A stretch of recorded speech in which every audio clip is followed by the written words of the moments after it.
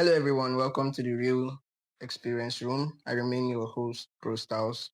And this is a space where we talk about real life experiences, where you get to learn, where you get to be transformed, and where you get to heal also. And today I am so honored to have someone very special with me seated here. So without wasting much of our time, I will let her introduce herself and tell me a little bit about her story. Please, ma'am, tell us your name and your story, ma'am. Thank you, Prostal. Good day, everyone. Thank you for having me. Okay. My name is Miss Chiamakani Okwe. I'm a makeup artist. I'm an event planner. I'm a divorcee. I'm a mom of three. I'm from Anambra State, Idemili local government, precisely. Okay. My story is wide. I really don't know where to start from, but marriage is a very beautiful thing. Okay. Very, very beautiful. And it's something that I want every individual to experience. I know we have our ups and downs, but I really want every one of us to experience marriage. Marriage is good. I was married for 13 years. I got married at the age of 20, and it was it was so good. It was so the feeling is something. This feeling is quite different because then 2007, the way people sees marriage, they see it like, this one, she got married early. Yes, I got married early. And I had my first child 2008, my son 2008, Miracle. And since then, marriage, my own experience about marriage, at the starting point, it looks so rosy. But at some point, it looks like my ship is trying to go down the way. So I don't know. So looking back as of when you got married, would you say you were really prepared? You said you got married at the age of 20. Yes. So would you say you were really ready to go into marriage as of then, or you felt like you were you were being pushed? 20 years, I wasn't ready. Okay. Yes, I wasn't ready. I can't even possibly ask a young girl, a girl of 20 now to get married, because marriage is an institute that you don't graduate from. Mm. And I would like to say I was pushed. Let me use that word. Life pushed me. And I don't really want to go into details, but all I knew, I was pushed into getting married at 20, hoping that is where I would find my own solace. Okay. So you said you were being pushed into marriage and then you got divorced later on. So what are some of the challenges you actually faced that you feel that people didn't really talk about? Those challenges you felt like you faced them, but these days or as of then, people don't really talk about the challenges that you were actually facing, and they don't share them. They don't even say anything about them. Instead, they see the other way around, that and she was married and then she left and all of that. But what are those challenges you yourself you face that you feel nobody talked about? Okay, then 2020, 27. Yeah. They see it like when a woman leaves her marriage or you get divorced, like 27 to 2012. If a woman gets married and you get divorced, you are the cost of it. And my own case was domestic violence. Yes, mine was physical abuse. I suffer from of abuse in my marriage.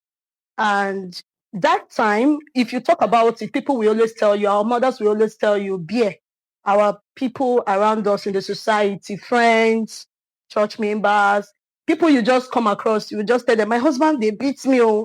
They won't even look at it as a big deal. They will tell you it's a norm. But the society now frowns at it. That immediately a man tells you, are you stupid? And he's raised his hand on you. The next thing you should do as a young girl is to run. So I think in terms of violence, most people condole it. That's what we don't talk about then. That people have started seeing like, my pikin no go fit condole any man wey slap am. Don't stay. You don't have any right to raise your hand on. Everybody suffer abuse. Man, woman, they suffer abuse. It's not one-sided thing. But we talk about the ladies, but mainly majority of the men in the society today, they suffer abuse too, just more like the women. She gets. So most times we fail to talk about it then. That's why we actually stay that long. Some persons will ask me, Amaka, why you can't still reach that 13 years, you not come out? Yes, I stayed because I was thinking I can repair it. But violence is not something you bear. A violent man will never change. Yes, a violent person will never be a woman, man. They don't change. But if they wish to change, they can if they want to. But you on your own, as an individual, you can't change them. I've been there, so I know what I'm talking about. When you were married for those years and then you left, you endured for 13 years before leaving, then was there any specific time that you felt like at this point your ship was going to capsize? That you felt like the feelings, the love, the communication, things were beginning to get ready. Was there any particular point you had those feels? Yes, 2014, 2015, I went through a particular trauma that I knew, Mom, Amaka, if you don't take your decision now, you're going to die. But my little baby, she was barely 2 plus. And I can't possibly walk out from such marriage because I have no one, I have no mother.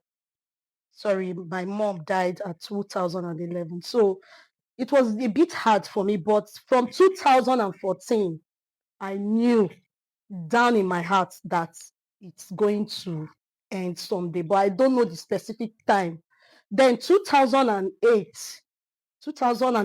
2019, a particular thing happened. Then I knew there's one life.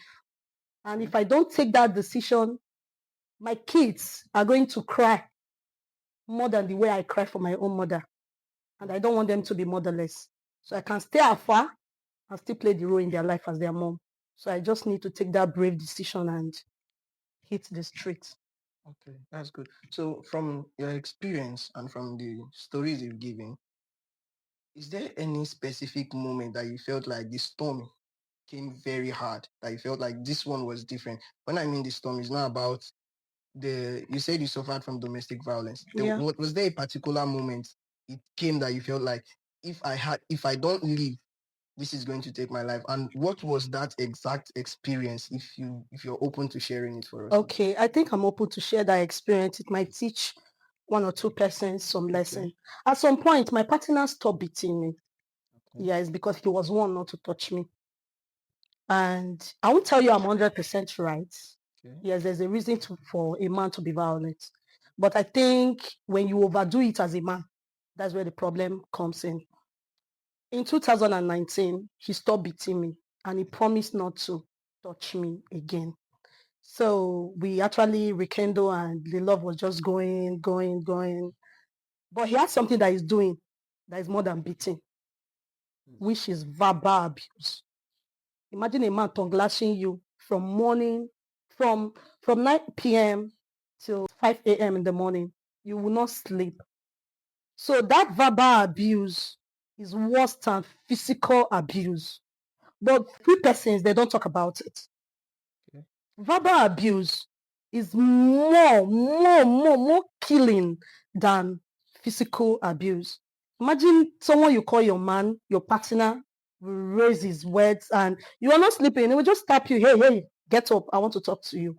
I will start telling you ill things that will get into your mindset. I had BP. That's what I want to share. I had BP in 2020 during coronavirus, early 2020. So I never knew the BP was that high. I never knew I had BP. No, BP comes with pregnancy, but after pregnancy, it goes on its own. Then, so 2022, I was just doing my thing, hustling, trying to make ends meet. So there is this particular day, I refused to do a particular thing for him.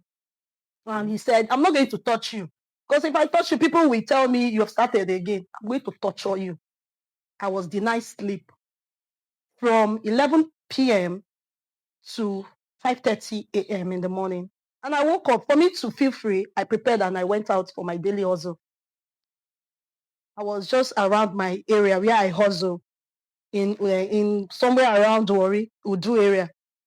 I slummed. I was taken to a clinic where I will be taken care of.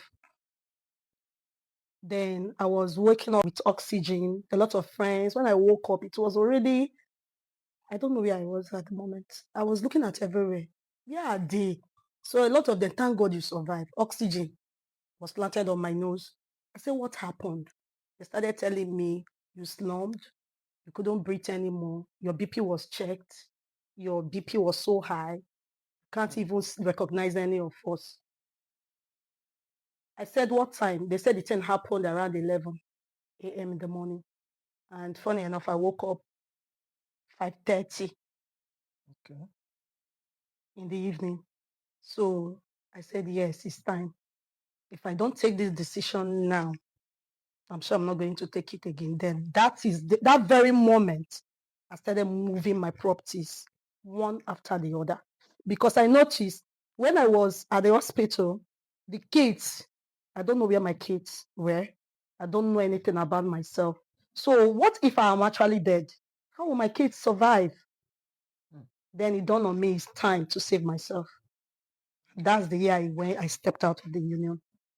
Wow.